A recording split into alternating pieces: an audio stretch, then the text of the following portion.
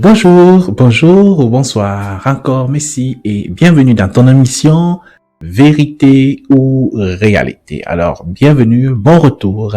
Merci comme toujours d'aimer la page, merci de partager la vidéo à quelqu'un que tu aimes, merci de commenter cette vidéo et surtout, comme on l'a dit depuis quelques fois, merci de faire un commentaire pour demander un éventuel argument qu'on peut affronter ensemble avec toi.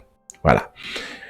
La dernière fois, nous avons eu des merveilleux moments, beaucoup ont apprécié la vidéo sur l'arbre de vie et nous sommes toujours dans la ligne sur la vie. Donc, nous sommes dans notre toute dernière mini-série de la série sur la vie et cette dernière mini-série a pour titre La vie abondante en Christ.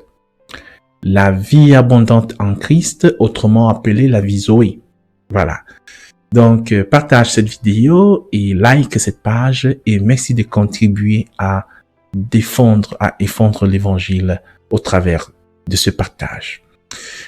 Nous parlons de la vie abondante. C'est la toute dernière mini-série. Écoute attentivement. Donc, il est important que tu vois les vidéos précédentes pour avoir un fil conducteur. La vie abondante est la fin de la série parce que le début, c'était la vie en Christ. Donc, on a fait une différence entre la vie en Christ et la vie abondante en Christ. Bien sûr, c'est toujours la vie en Christ. Mais l'accent, c'est la vie abondante en Christ. Pour la vie en Christ, au début, dans le début de cette série, nous avions partagé Jean chapitre 6, verset 35, qu'on va pas lire, où Jésus disait, « Je suis le pain de vie, celui qui me mange n'aura plus jamais faim, celui qui boit de mon sang n'aura plus jamais soif. » Puis nous avions parlé aussi de la scène du Seigneur entre-temps et plein d'autres choses. Et voilà, donc nous sommes maintenant sur le point la vie abondante en Christ. C'est une vidéo introductive. Nous allons prendre le passage, 2 versets qui vont nous intéresser dans l'immédiat, dans l'évangile de Jean. L'évangile de Jean, c'est un évangile de vie. Je crois que tu l'aurais compris.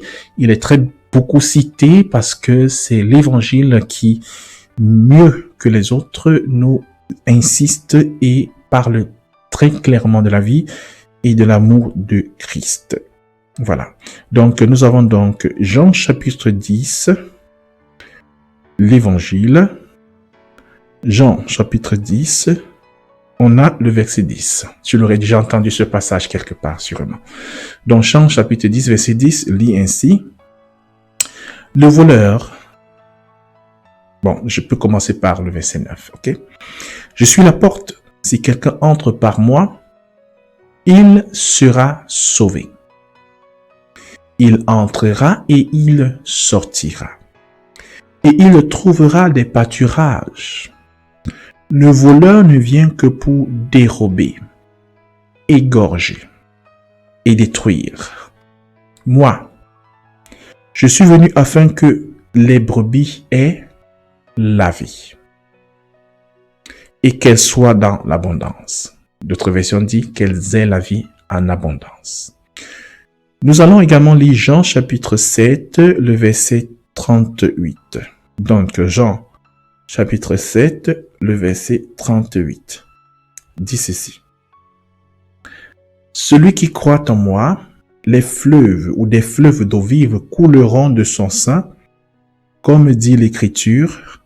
Il dit cela de l'Esprit, verset 39, que devait recevoir ceux qui croiraient en lui, car l'Esprit n'était pas encore, parce que Jésus n'avait pas encore été glorifié. Nous parlons de la vie abondante en Christ. Nous parlons du fait que en nous, il y a un fleuve d'eau vive qui coulera pour les nations.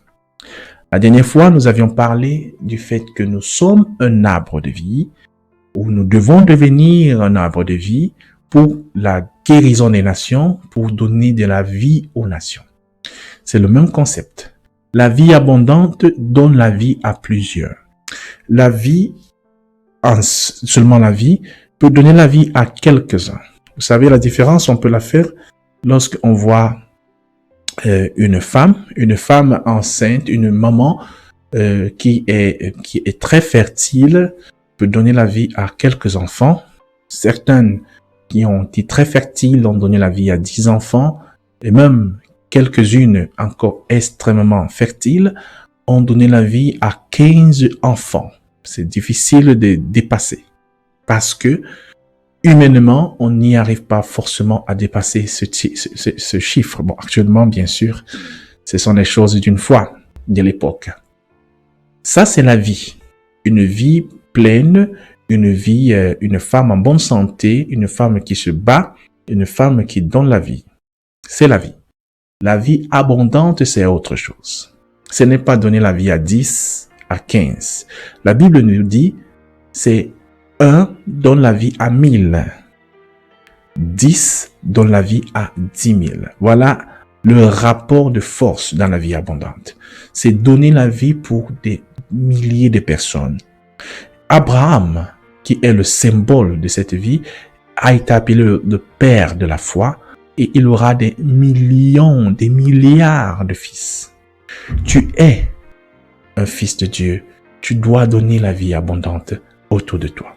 Alors nous sommes à la fin de cette introduction, juste pour te dire que nous allons traiter quelques sujets qu'on va dire rapidement. Nous allons parler bien sûr de l'autorité et du pouvoir du croyant dans cette mini-série. Ok? Nous allons parler des anges, le monde spirituel et toi.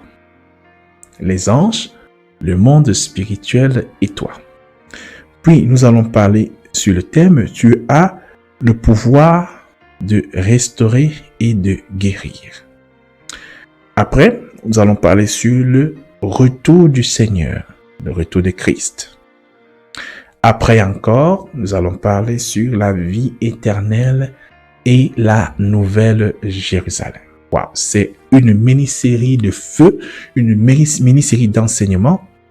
Mais dans toute cette mini-série, on aura toujours un temps de prière prophétique, un temps de déclaration. Nous allons prier pour toute maladie, contre toute maladie. Nous allons déclarer les paroles prophétiques pour ta vie. Dans toute cette mini-série, écoute-la attentivement, parce que Dieu a une parole pour toi. Et j'aimerais te dire, mon frère qui m'écoute maintenant, que Dieu a un plan pour toi. Ma sœur, tu n'es pas la dernière, tu es la première d'une génération. Alors à la prochaine fois, on se voit. Merci. Shalom, partage ce live. Merci bien.